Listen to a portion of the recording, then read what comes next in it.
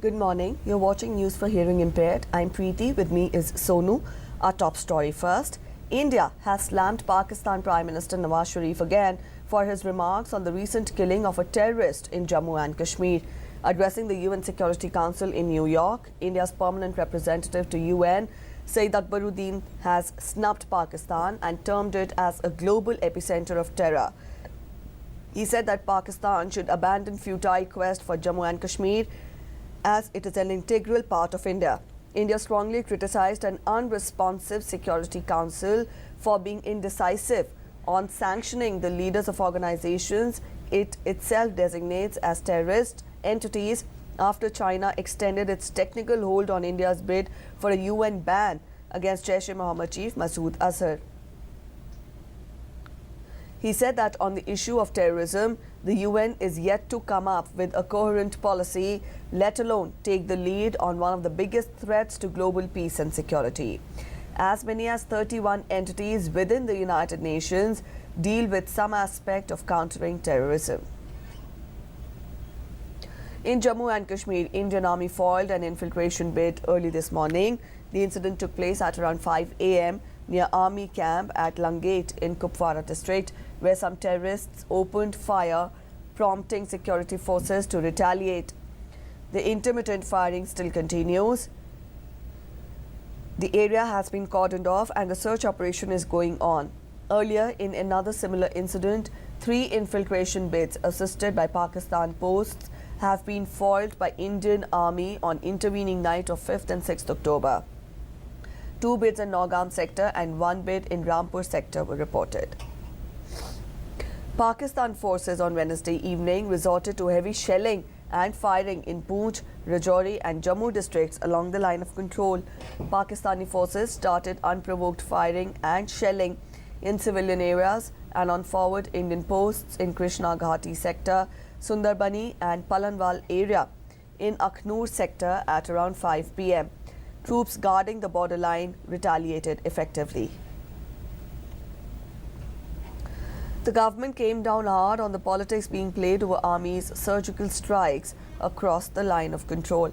Prime Minister Narendra Modi, in a meeting of the Cabinet Committee on Security yesterday, discussed the security scenario in the wake of the surgical strikes on terror launch pads across the LOC. He said that it is wrong to question the army's action. Meanwhile, support continues to pour in for India's surgical strikes against the terror launch pads across the line of control. Germany is the latest country joining in the chorus on Wednesday, which also saw European Union Vice President backing India's action against Pakistan's cross-border terrorism on Tuesday. German ambassador to India on Wednesday said Germany will stand with India in its fight against terrorism. Sri Lanka strongly backed India on the issue of terrorism. After meeting Prime Minister Narendra Modi, Sri Lankan Prime Minister said cross-border terrorism has become a core issue for SAARC and needs to be sorted out before moving forward with the regional grouping. Very soon, discriminating against anyone with HIV/AIDS in the country will be treated as a crime. The Union Cabinet, under chairmanship of Prime Minister Narendra Modi, has given its approval to the amended HIV and AIDS Prevention and Control Bill 2014. The bill seeks to safeguard the rights of HIV-affected people as well as to prevent and control the spread of HIV and AIDS.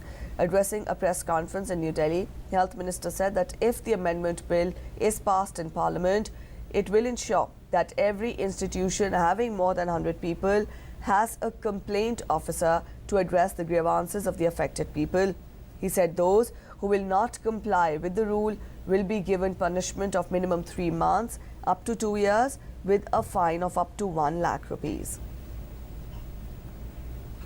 India's latest communication satellite, GSAT-18, was successfully launched from the spaceport of Kourou in French Guiana.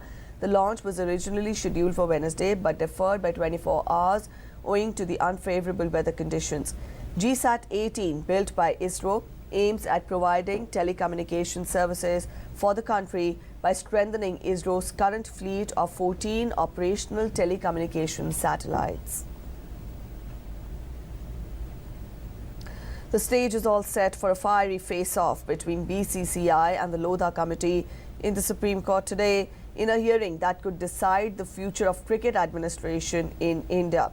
Despite being warned by the Supreme Court that it should fall in line or the court would make it do so, BCCI may take a defiant stand. A bench headed by Chief Justice of India, T.S. Thakur, will hear the BCCI's response to Lodha Committee's status report.